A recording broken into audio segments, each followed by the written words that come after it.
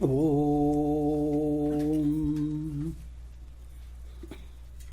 I will chant Om several times. Try to use Om Pranayam method.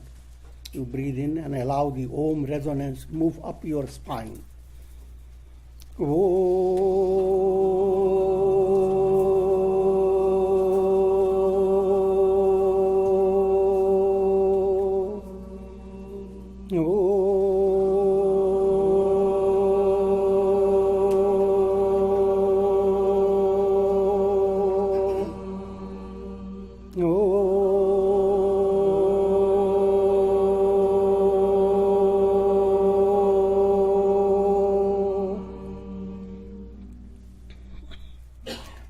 Sahana vavatu sahanau bhunaktu sahaviryam karavavahai tejasvinavadhitamastu ma vidvishavahai. Om Shanti Shanti Shanti.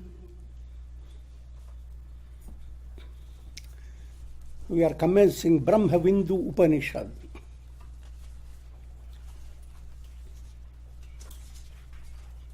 It belongs to Atharva Veda. You must know the Vedas. Vedas contain three types of subjects: karma, ritualistic; upasana, devotional, devout meditation; and jnana-kanda, the culminating aspect of the Vedas, is known as Vedanta, the end of Veda.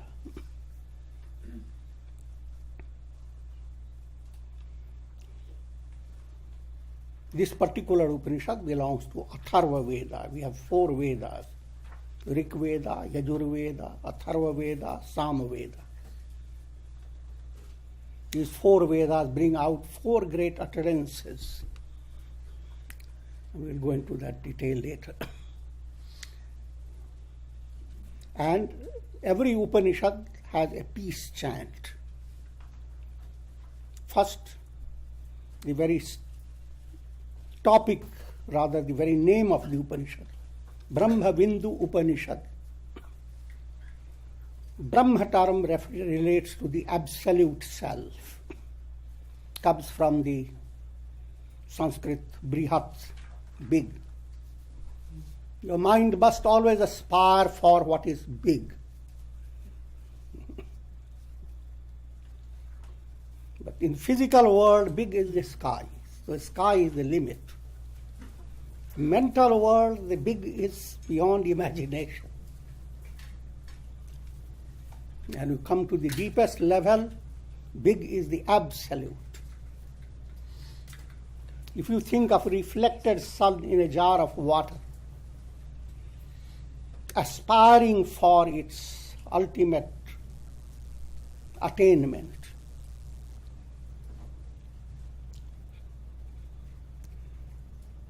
the ultimate goal is the sun, shining sun. Now you have to plan out how you are getting out of the jar of water.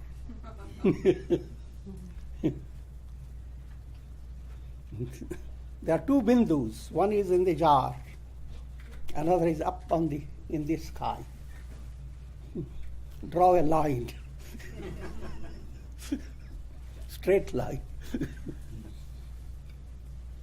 That line is your ascending movement. That's what we mean by Brahma Bindu.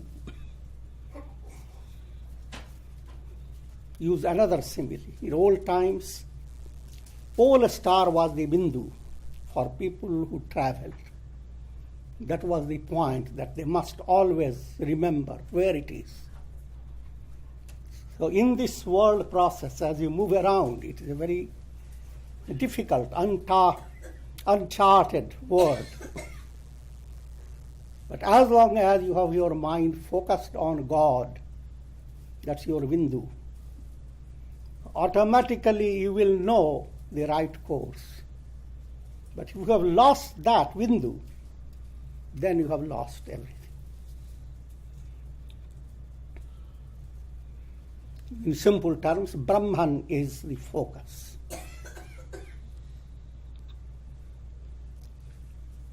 peace chant Om Sahana Vavatu. First it starts always with Om. Om means the absolute self. Om has 4 aspects. A of Om relates to all that is physical world that is experienced by your senses.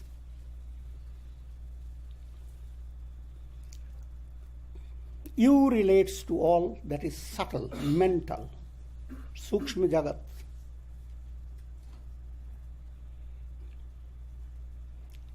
M relates to causal, beyond mental level, state of unconscious, termed as Chitta. So beyond your body, beyond your mind, beyond your Chitta, there is the Absolute. So Om has 3 aspects when it is written. And the 4th transcends. 4th relates to the transcendental, Turiya. Mandukya Upanishad has been devoted to just explaining that Om. It is a complete scripture. But here we move on. Om Sahana Vavatu. May God protect us. Both the teacher and the disciple. It's the most magnanimous prayer. So the world will be meaningless if there are no disciples and no teachers. If you really want to do good to the world, that should be your prayer. Protect the disciple, protect the teacher. And protect us, because everyone is a disciple and a teacher. If you are growing towards spiritual attainment, you are also sharing it with others.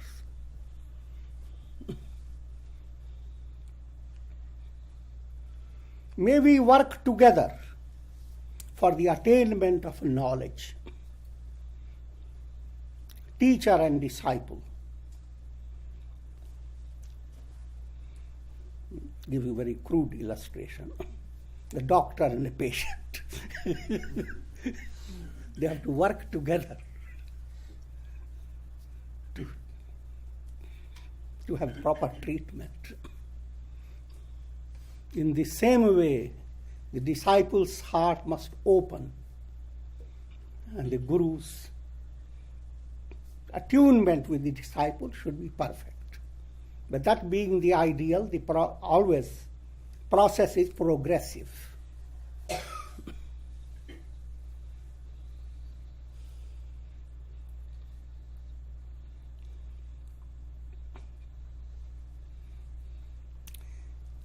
To give you again an allegorical description,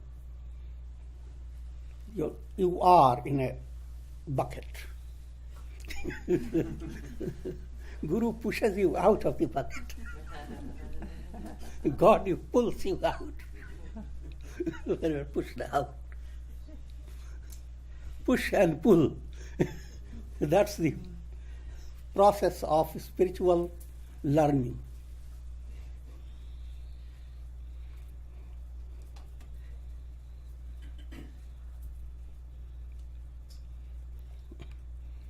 Therefore, very simple message is there's open-heartedness.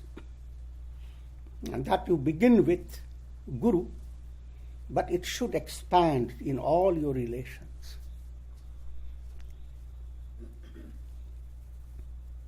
Because you never know, Guru, where is he hiding?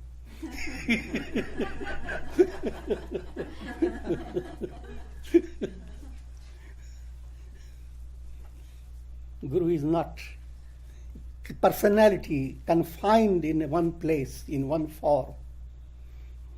The Guru relation allows your heart to understand that God as Guru can bring teachings from all sources. So if you develop a very restricted mind, all that I learn in satsang, that's all I will hear. I will not hear anything. Then you have restricted the teaching. And you have made Guru miserable.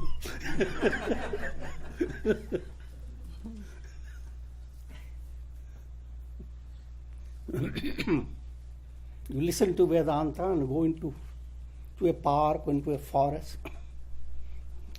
Even a squirrel becomes a guru. The breeze becomes the guru, how it carries the fragrance, dumps it near your nose and moves on, unattached.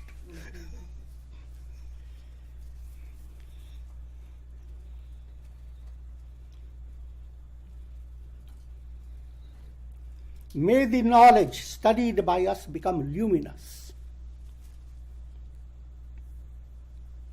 As long as knowledge is theoretical, it is not luminous.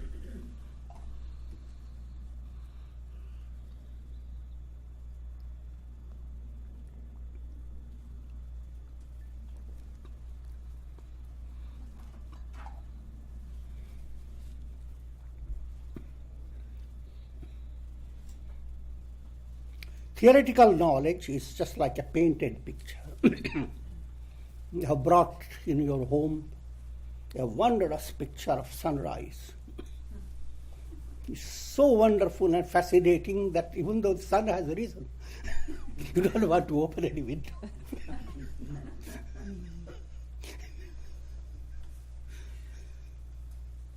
That's a big illusion. So also always understand the context. Picture that fascinates your mind, sunrise. But when you have actual possibility of sunrise, then you need to open the windows and enjoy and forget about the picture.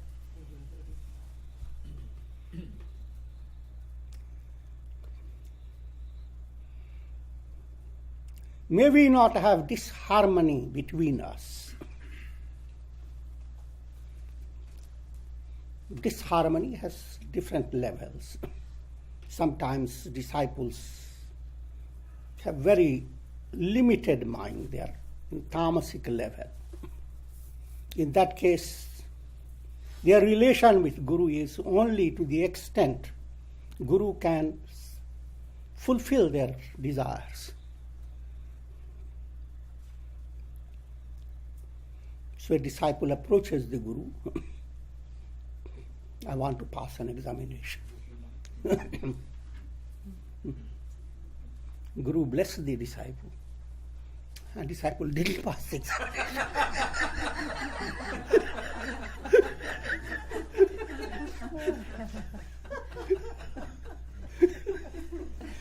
Next time the disciple comes, I'm not going to send you any prasad or anything. You are all powerful, you are omniscient. Why didn't you let me pass? I'm painting the picture of a very low grade concept.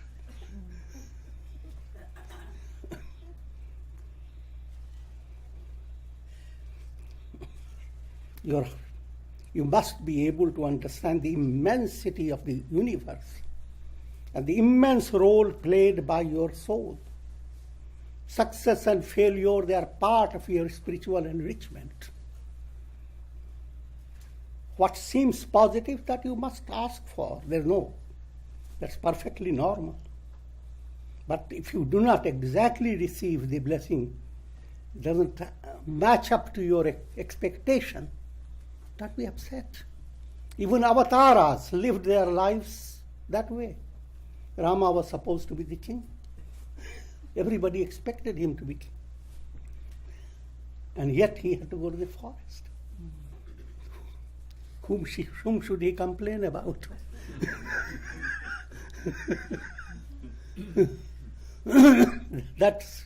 I'm lifting your mind to many areas. But that's my style.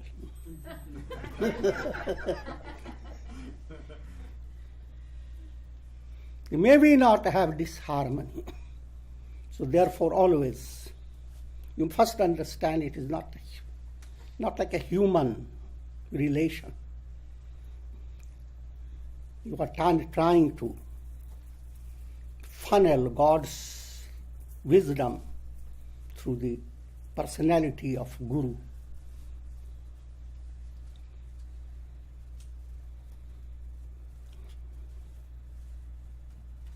And therefore, do not stay with a mind that is constantly involved in arguments, discussions. If your Guru doesn't explain this, then I must go to another Guru.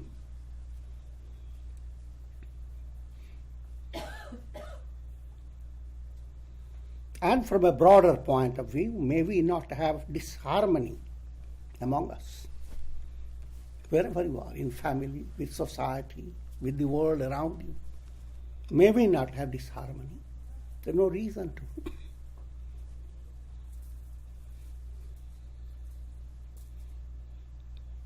The entire world is like one organism, one great body.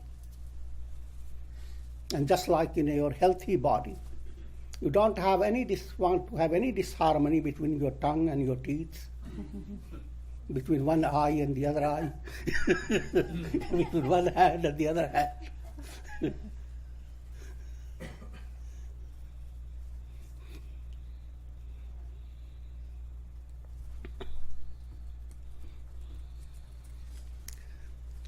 And we have, every peace chant ends with 3 times utterance of Shanti, Shanti, Shanti.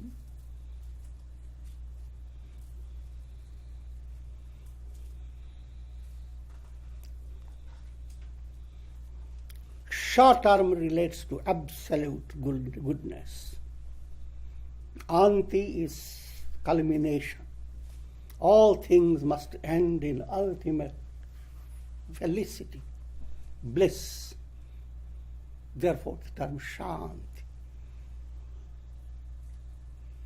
3 times because you face 3 forms of obstacles. Obstacle arising out of your body and mind, called subjective, adhyatmic. It is known as tap. Tap relates to hot, heat. Heat is a very simple symbol of misery. Therefore, the common expression, cool it.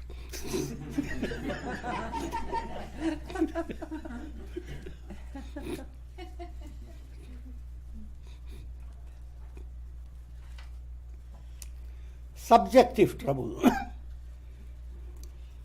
Trouble arising out of your body, disbalance, disease, mental stress, disbalance in your body and mind. That's adhyatmic.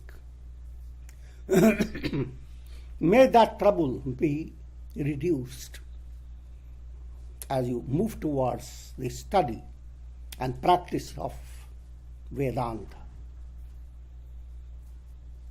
That should be always your focus. Do not aggravate your physical condition. Use all your knowledge, all your effort to keep your body and mind in a relaxed way. Continue handling your body and your health. Never ignore it. Even though you hear 100 times, you are not the body. Ignore it.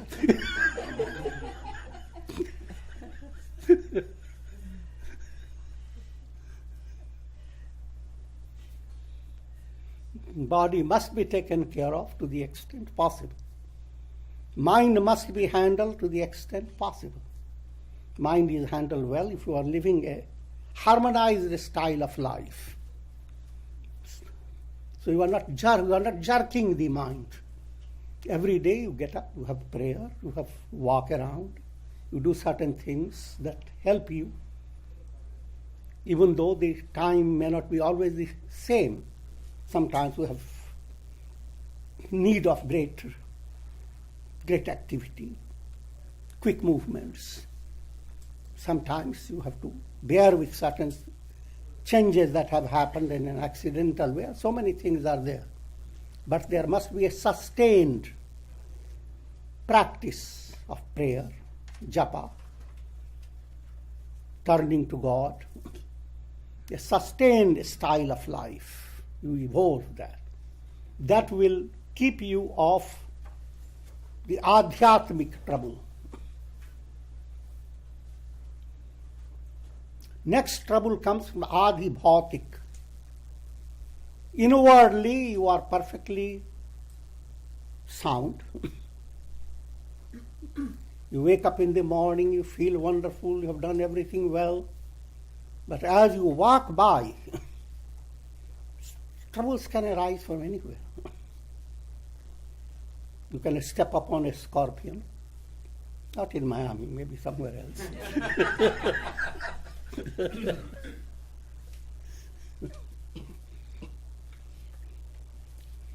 But a scorpion is not the only one. You pass by or you ignored a friend. And the friend develops the idea, this person, he is no longer my friend. I'm just giving very crude illustration. The idea is to understand. A lot of trouble comes from people. You go into the office. Someone has conceived jealousy against you. You are doing a job. So many people are working. People develop their attachment and hatred and expectations. Sometimes for no reason, one begins to hurt another. That's adi bhautik trouble. You are led by karmas, strange karmas, led by the mysterious will of God. Certain experiences you have to go through. It's a better way to understand, not to blame your karmas, but blame God in a positive way. That God has a purpose. The painful situation has come. Instead of going to astrologer, what was the cause of this? And finding 7 births back, you did something.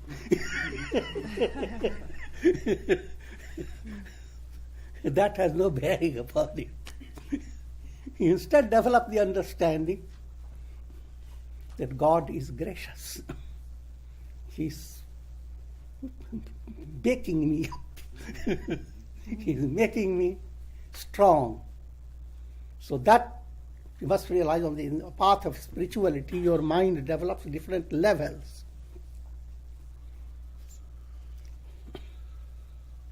So develop that understanding. Ghat ghat mein hai sai ramta, in everyone dwells God. Even though you receive negative treatment from others, you must realize God is hiding behind them. If He had not allowed them to do the negative, they wouldn't have done it. This doesn't in any way distract you from practical reality. Practical reality you face, how to avoid negative personalities, how to go towards people who are good, be drawn to satsanga. That becomes a practical reality. But in your heart, don't carry any grudge against anybody. God is enough to look after people and their karmas. So that's adi bhautik. And then there is adhidavik. You can see so many things happen in the world. When people are drowned, killed, terrible situation occurs. But then, when a twister comes and hundreds of people are destroyed,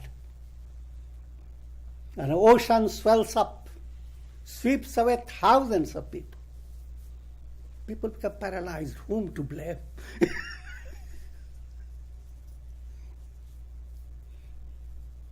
But that's the way the world you live in. All this has their own divine source. Therefore, your prayer to bring peace in relation to subjective trouble, peace in relation to objective trouble, trouble coming from the world, peace in relation to acts of God.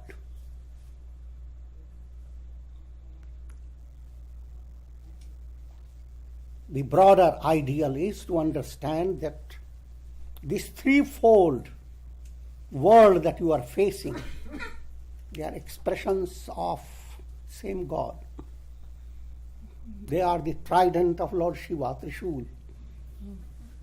One shul is your Adhyatmik. The other Adi Bhautik. The other Adi Daivik.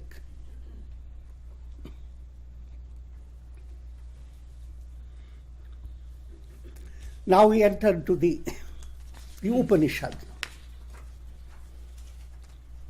Mano hi dvividham proktam shuddham cha shuddhameva cha ashuddham kama sankalpam shuddham kama vivarjitam. Mind is said to be of two types, pure mind and impure mind. The mind in which desires for sense enjoyments continue to surge is the impure mind, while that in which these desires for sense enjoyments are absolutely absent is the pure mind. First, to understand mind. Whenever Vedanta talks about mind, it relates to four aspects. In Raja Yoga, it is called chitta, the mind stuff. Every one of you is a stuff.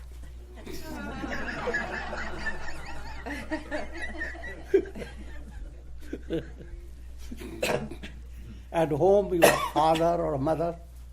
In the office, you become an officer or whatever. But you have so many aspects, but you are just one stuff. Mind is one stuff. It's a tougher stuff. It's abstract. When you reason, evaluate, analyze, then it's intellect aspect, buddhi. When you assert, this is me, this is mine, that's ahamkar, ego aspect. And the mind that draws all the impressions from the world through the senses, that mind is ordinarily known as manas. Manas, buddhi, ahamkar, and the deeper level of your mind, what is termed as unconscious, that contains all the impressions. The end result of all your experience is stored in the unconscious. And from there, memories arise that supports your memory function. And it, from broad point of view, your chitta supports countless impressions from many lives, sanchita karmas. All this enormous study of mind has been presented by sages.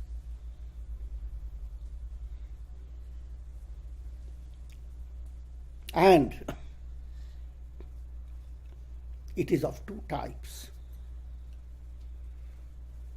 allow ignorance to be intensified, then your mind is impure mind. As ignorance dissolves, your mind is pure mind. Think of a cloud. As the cloud darkens, obscuring the sun, it is impure. The darkening movement.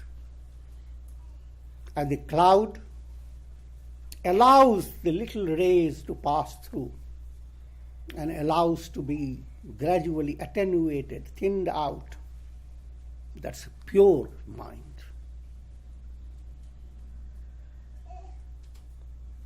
And therefore, impurity and purity will reflect in all the four aspects. An impure mind implies your mind will pick up negative through the senses. The senses are bringing all types of knowledge. And you have the choice. Therefore, Mahatma Gandhi's three monkeys. One keeps the hand over the mouth, don't speak evil. Another, don't hear evil and don't see evil. So in the world of hearing, seeing, speaking, if you have impure mind, you don't hold your hands like that. You just allow everything to come. Rather, you push away the good ones.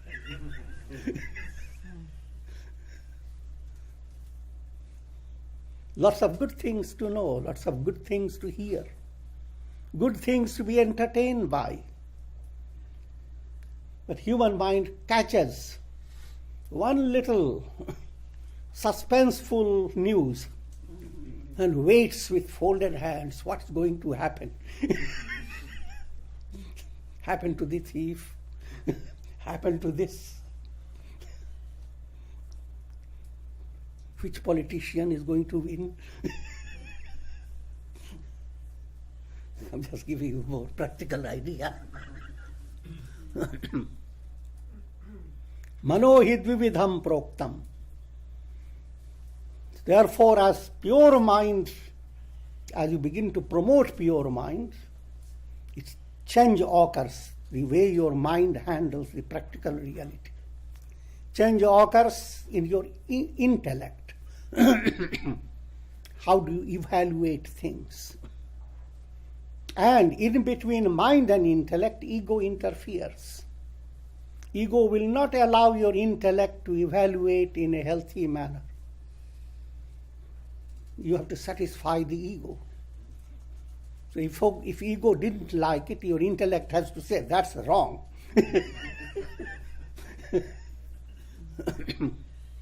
In that case, your ego is like a monkey. You are being driven by a monkey. So, the project of purifying means your mind should bring in positive. The whole world is an immense expansion of God. And you have the possibility to draw the best from it. It's Satchidananda, the best, the essence of the world is Satchidananda, existence, knowledge, bliss, absolute. That will require a little more study of Vedanta.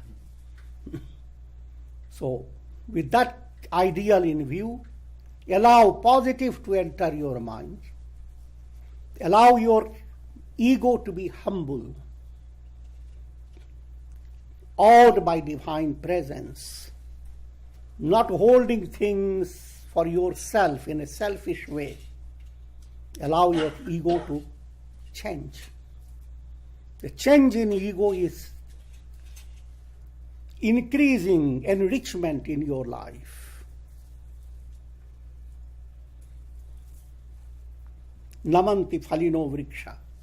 The trees that become full of flourishing fruits bows down. If you are really progressing, your ego will be humble.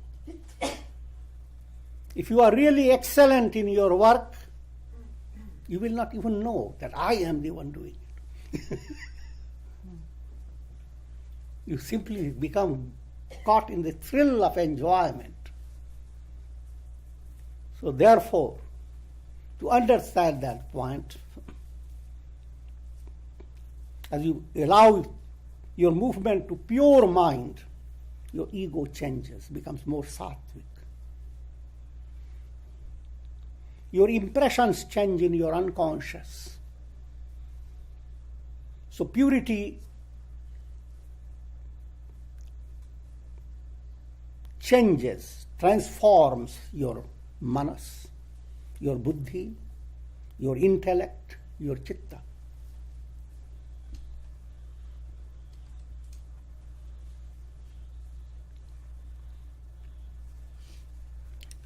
And in the pure mind, sense enjoyments are absolutely absent. That's the ideal.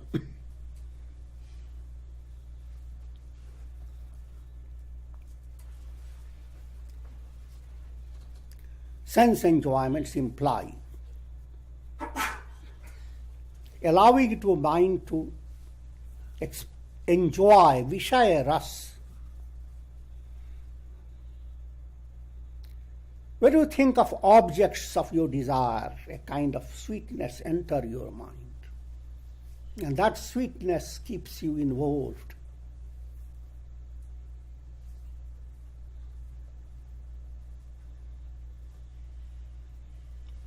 But the project before you to understand that the profoundest sweetness comes from God within you. And any sweetness that you receive from object is that sweetness of God coming through layers of vasanas. So actually you are being comforted by the world, deluded by the world, entertained by the world, and you are deluded by Vishaya Chintan.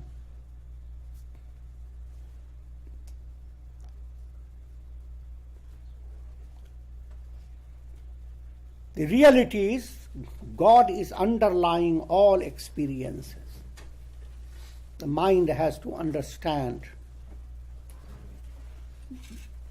that movement is progressive. More and more you detach from objects and be attached to God. But whenever we say detach, it shouldn't be taken in a literal way. Suppose you are handling a child, you are a mother, and you heard this, detach and attach. And each time the child cries, I'm going to detach.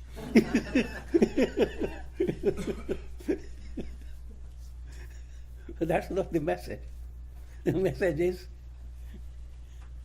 allow all your heart, your love to flow towards the child with the understanding that not only the frame of the child, but your love is reaching out to the very source of the child.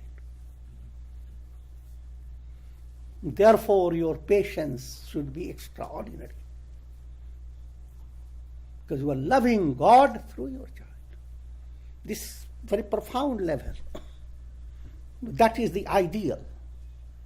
Detaching from superficial values, attaching to God. Let me give you a very crude illustration. There is a person who has lots of good clothes, wonderful ornament, and lots of sticks to walk by. You make friends with the person, not because of his stick or because of his ornaments. If you are attached to only these external, then you are detached. Be attached to the person whom you are attending on.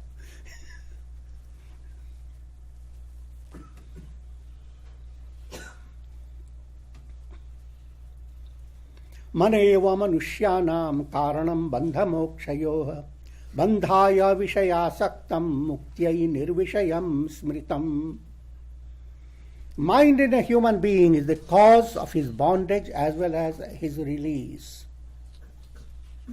Mind attached to objects of pleasure is the cause of bondage. while the mind devoid of attachment to objects is the cause of release.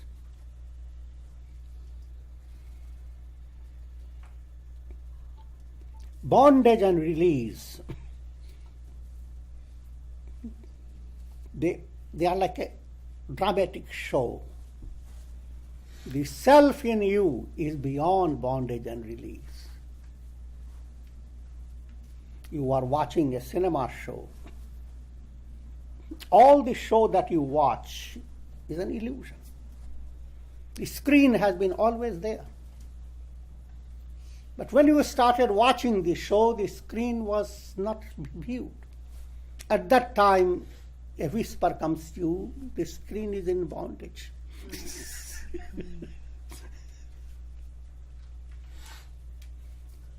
And the show is over. The screen has attained liberation.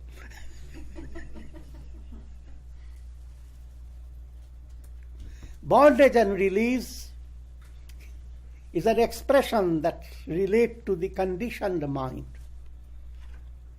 As long as you are identified with the mind, working through the mind, there is the topic of bondage and how to get out of bondage and to attain release. And that's the reality of the world. The more you know about bondage, the more you exercise your effort to be released, that to that extent you become a high-grade spiritual aspirant.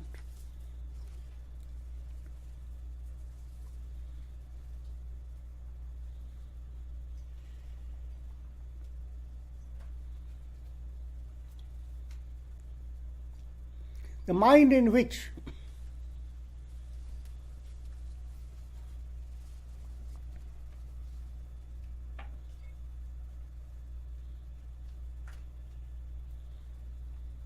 as I have explained, mind attached to objects of pleasure. Again, concept of pleasure has to be understood.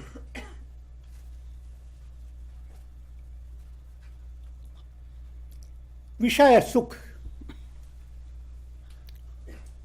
as long as there is the concept, happiness is coming from object, your mind is going to be constantly repeating the japa of objects.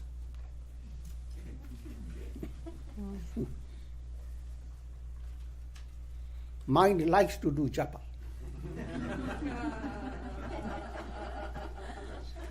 Repeating the same thing again and again and again.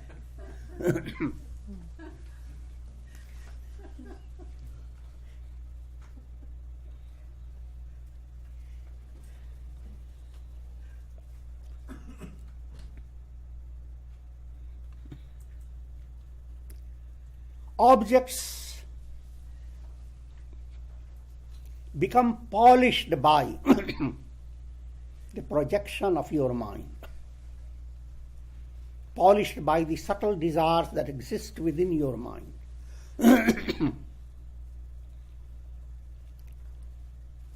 So much so that the moment you come close to the object, even you think of the object, you find yourself reflected in it.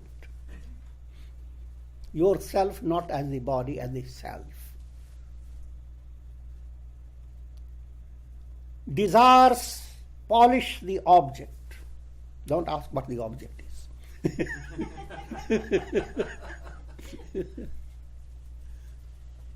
And your self begins to shine in it. And you fall in love with it. Great enjoyment begins to proceed from the object. That's called Vishaya Ras. The ras that is coming from the object is not from the object. Therefore, you are depleted in that process. Very crude illustration. The dog eating on a bone goes on chewing it until the gum bleeds.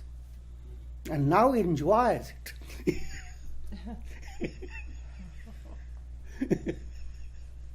That enjoyment is ridiculous. The sense of deriving tremendous joy from the object, that is your degradation. Because it is complete falsity. You are depending on a cloud that is passing away. You are depending upon a waves of mirage. Try to understand. As desire changes, the same object that was giving you so much happiness doesn't give you any more. You want to get rid of it.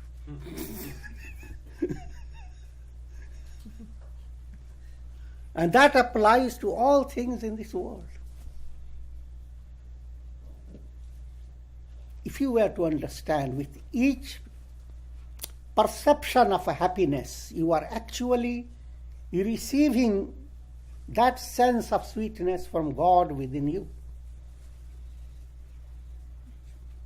When you look at the object that is polished by your desire, you are looking at yourself. Therefore, you are deriving happiness. If desires move away, you don't have to look at yourself. There is a revelation of yourself. So moving from Vishaya Chintan to Ishwar Chintan,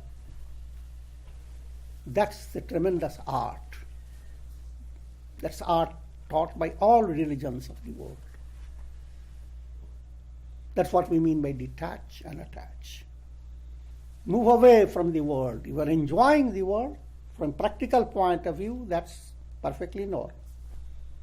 But at your deeper level, you are enjoying being supported by God, being enfolded by divine love. You are eternal, absolute.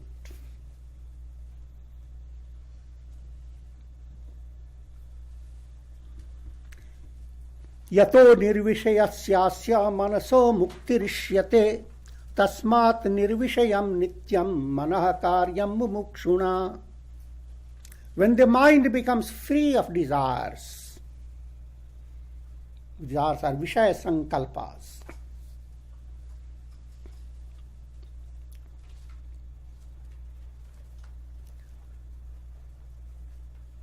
When a mind has gained that insight, happiness is not in the objects. That objects are anityam. Anityam asukham lokam. Anityam means non-eternal. No matter how glittering the object, no matter how wondrous the prosperity, no matter how great is your success, ultimately you will pass on in the pages of history until the pages are eaten up by worms.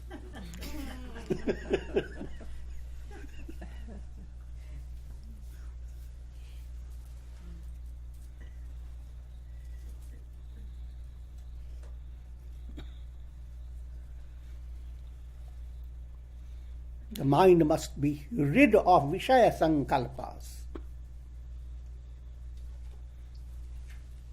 How can that be possible? As you allow your intellect to understand, who am I? What's the nature of the world?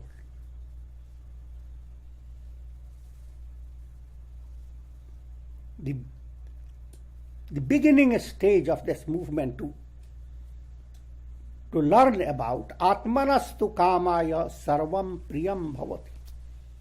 For the sake of self, all becomes dear. Even though you may be confused about the world and everything. But even in the midst of a lot of ignorance, one thing stands out. You love yourself. Take yourself away, then what is there of any importance? Then therefore, who is this me? I am.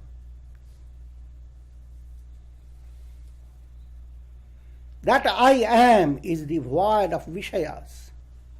All things that you gain through your mind, intellect, senses, under the blanket of ignorance. During the state of ignorance, unenlightened state, all that you experience, all that you are concerned with, all you are fascinated by, are Vishayas. Vishaya world expresses in the form of time, space, causation. It's 3 W's, WWW.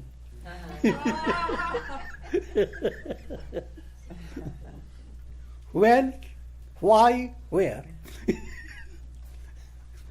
Your mind always operates in terms of time, past, future, in terms of place, in terms of why, causation.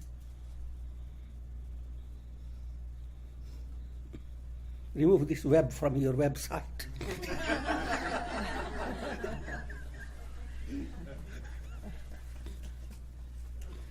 And be the pure sky. No more webs.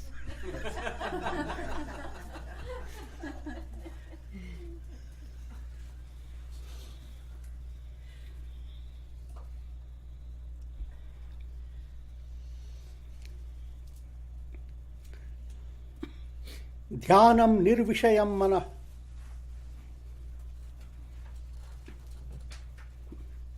Meditation. A profound definition of meditation is to render the mind free of desires for the world. Allow the intellect to understand the illusory nature of all things. When we speak of the world, you must realize, to have proper understanding, bring to your mind experience of your dream. While dreaming, 3 illusions set in called Triputi. I am the subject. The dream subject is not you. And this is the world, dream world, vast world. That's not real. Dream subject, the illusory you, operating in the illusory world, experiences intense situations. Can be of pleasure, can be of pain. That's what Tulsidas ji says. Jo sapne sir kaate koi, binu jage dukh dur na hui. If in your dream someone chops off your head, see your head rolling down. The enormous shock and pain cannot be described. And yet when you wake up, there is no head. Nobody chopped your head.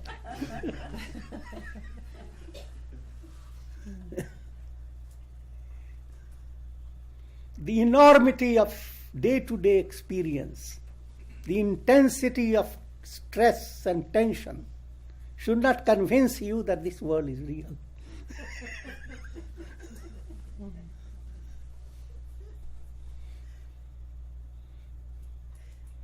This will become easier as your mind begins to settle with God, brings devotional feeling. Allow your intellect to turn to God.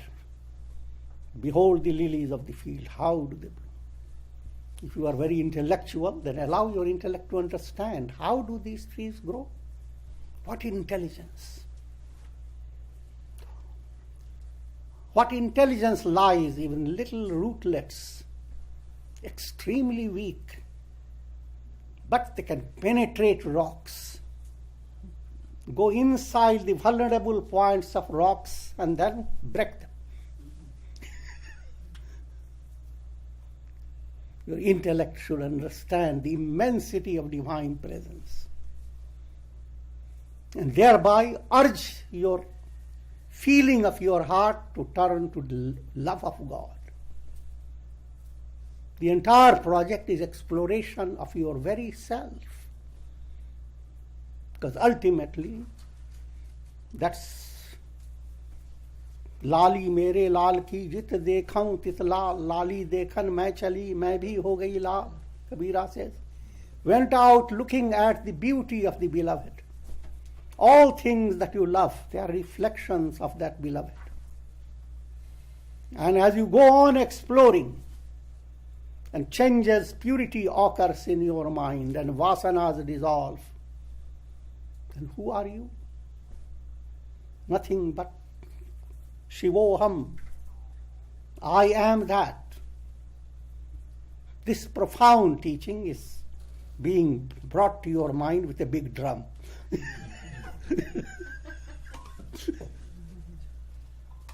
Gada Parinyaya. And with a big hammer.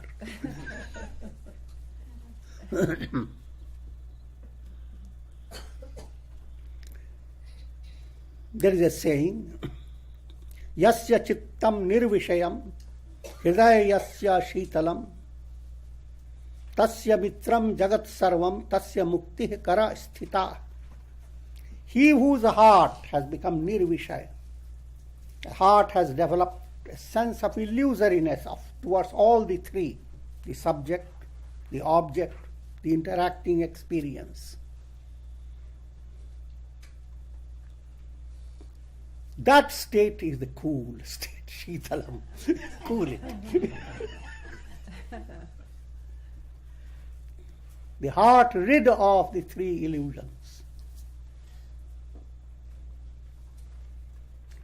For such a sage, the entire world is mitram, congenial, their friend. And mukti, devotion, liberation is in his hand.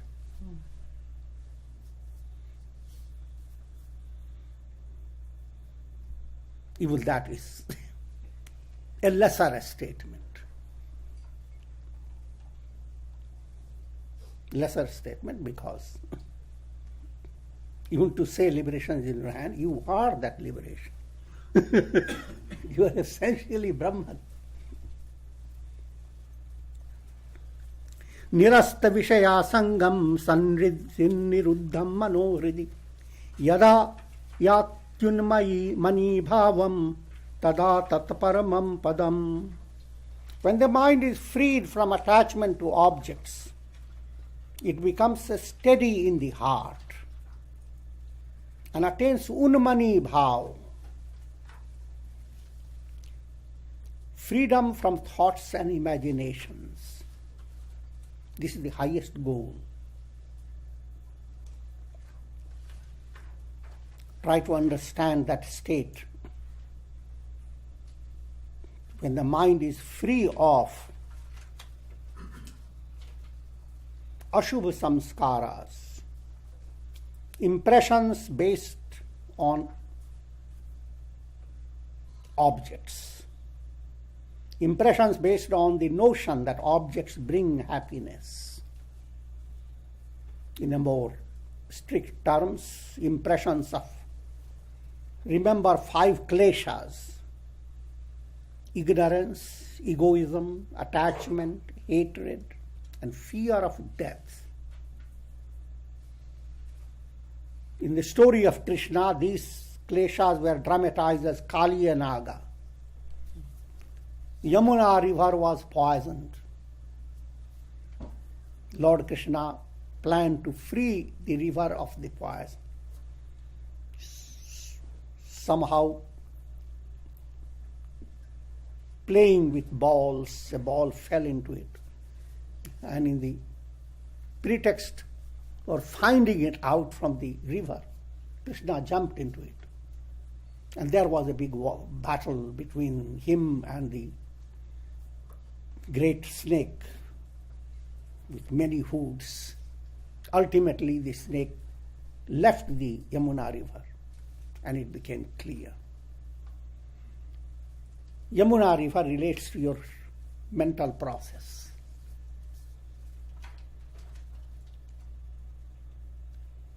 As you allow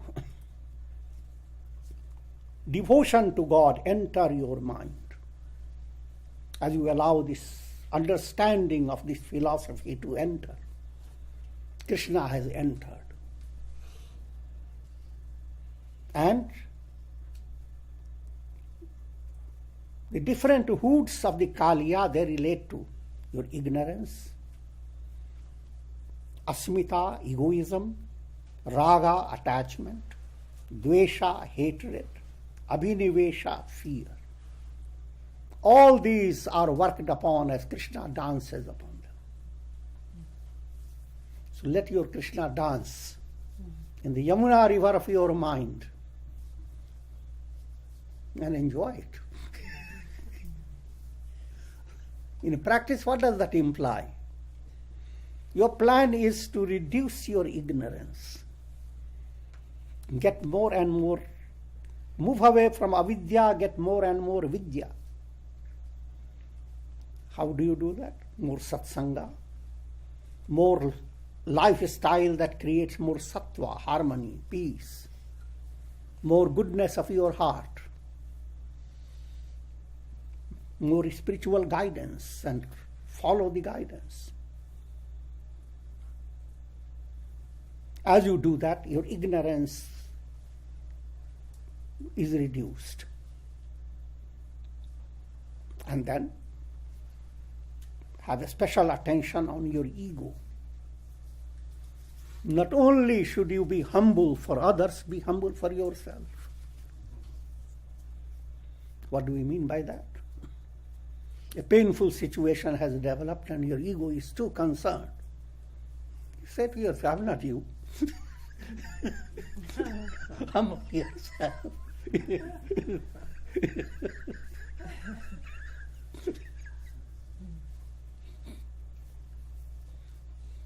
Seems easy, but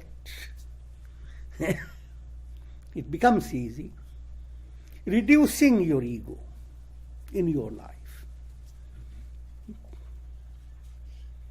And that will happen if you develop equanimity, samadhan state of mind. Always try to understand all things that happen in the world, they are not affecting what you are. They are not affecting the inner core of things. Therefore, if it rains too much, it is wonderful. If it doesn't rain and there is a lot of heat, that also is wonderful. There is a statement like that in the Upanishad.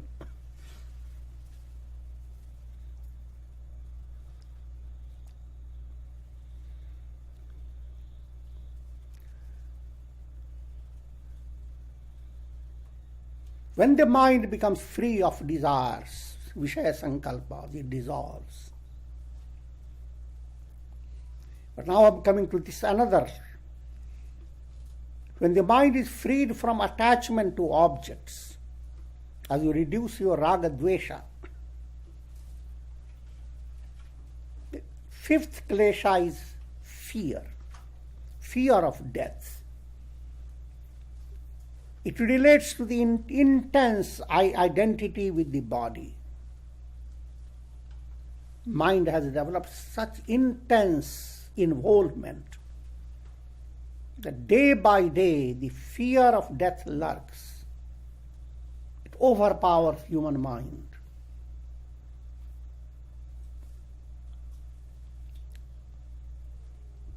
You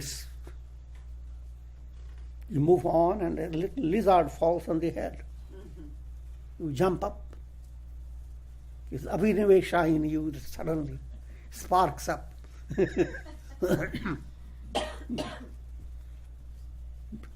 But that level of abhinivesha is instinctive. There is no harm in that. But deeper level, watch any form of fear that grips your mind. And don't allow your mind to stay with it. take recourse to satsanga, study certain things that can strengthen your mind, turn to certain prayers, certain stotras, remove that fear. So removing these fear, attachment, hatred, that's the process of Shuddha Manas. You are allowing the mind to turn into a purer level.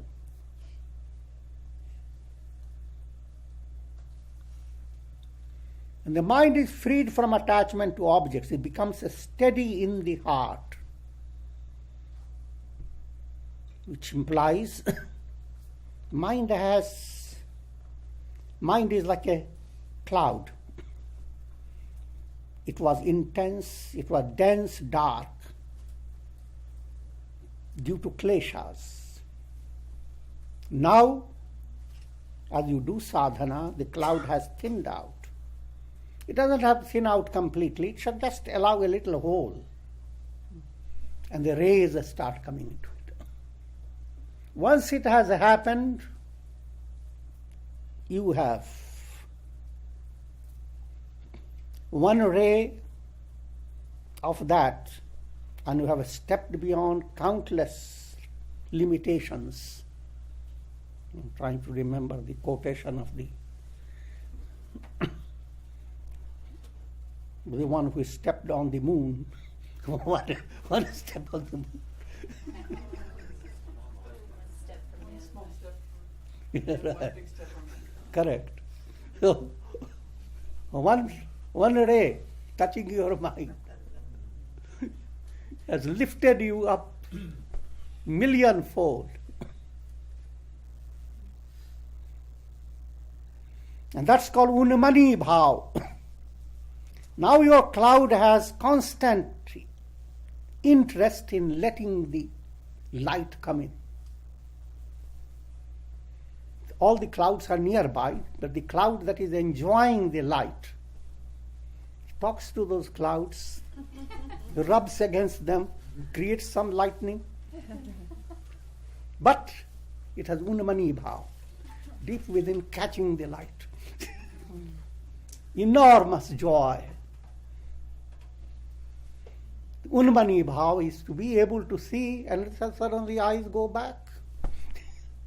People dramatize it with their eyes, but it doesn't depend upon the eyes.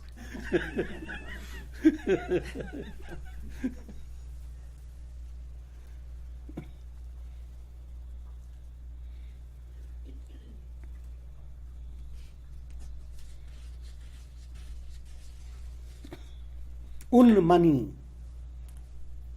Un relates to ut. Ut is upward. It's similar in Sanskrit, Upanishad. You are going to sit up at a higher level, at least the level of the feet of the Guru, or at the level of the face of the Guru.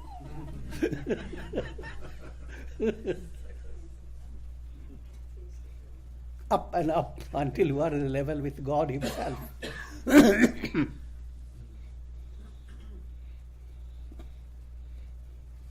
And for your information, the term up comes from the same root.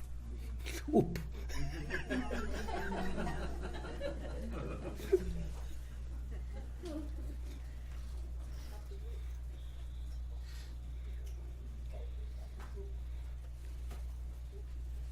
Another synonym of that term is ut, with the same meaning. The mind that has been raised to a very high level, unmani.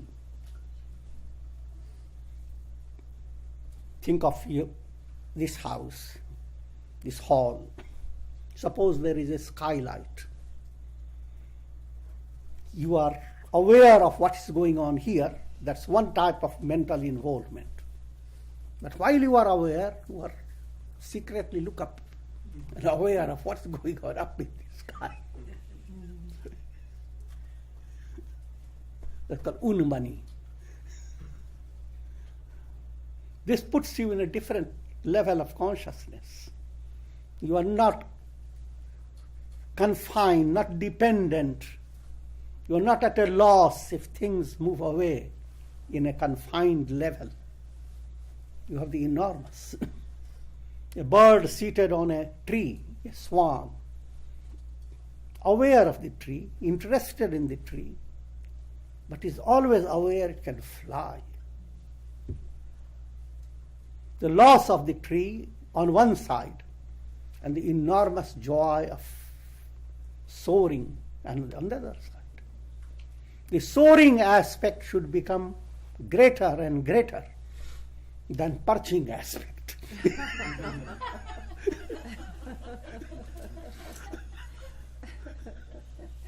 You are perched on the tree of the world process. How long will you be perching?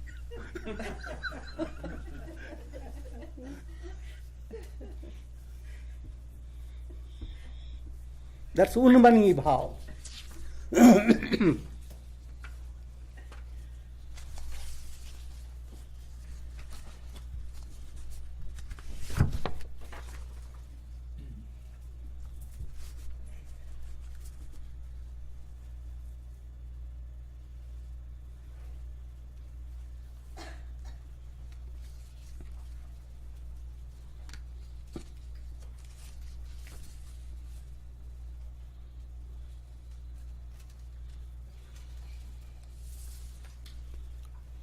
तावदेव निरोधव्यम यावद हृदि गतं क्षयम् एतज्ज्ञानं च मोक्षं च अतोन्यो ग्रंथ विस्तरः. One needs to continue practicing control of mind so long as it has not dissolved completely in the heart. Allow bhakti, jnana, dhyana enter the mind.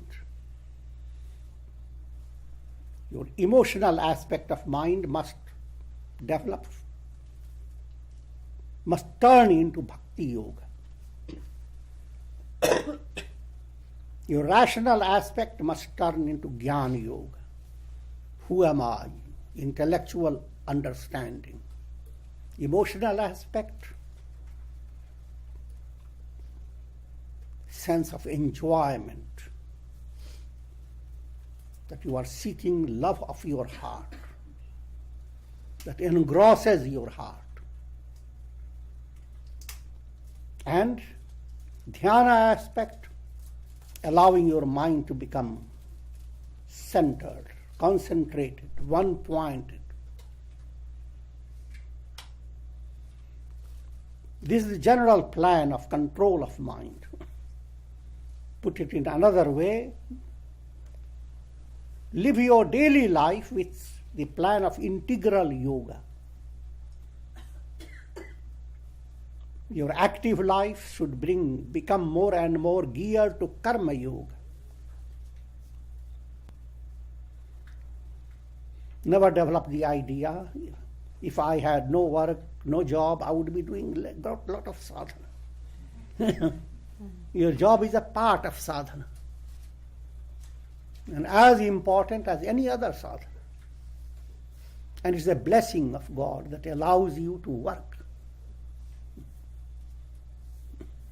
Imagine if people didn't have hunger, what would have happened? There won't be even a jellyfish.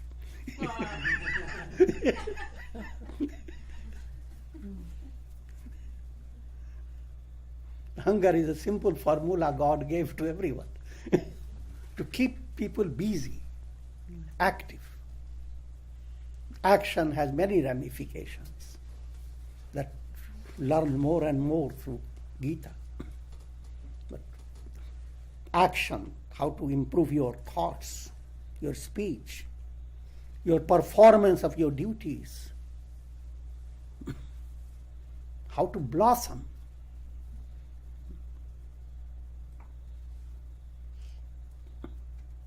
Karma yoga, bhakti yoga. While doing so, you are coming closer to God within you. Your love of God expands. Dhyana yoga, your mind becomes still, absolute calm. As a lake becomes calm, reflecting the whole sky. And Jnana Yoga, an awareness. I am that. Your I am does not speak through the conditioned mind. That's the voice of a frog. I am expands the ocean.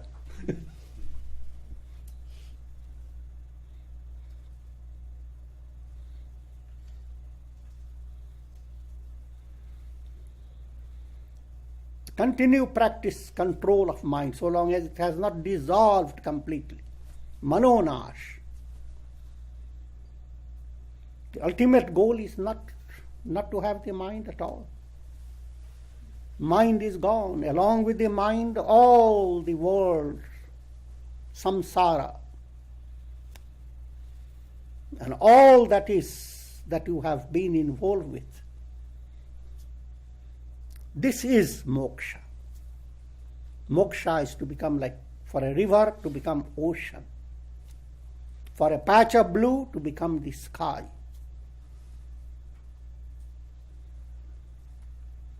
All else is mere verbal extension of the scripture. All else, all the scriptures and all things that you learn, they are all needed, but they are extensions of this essential goal of attaining enlightenment. And with this I will conclude for now.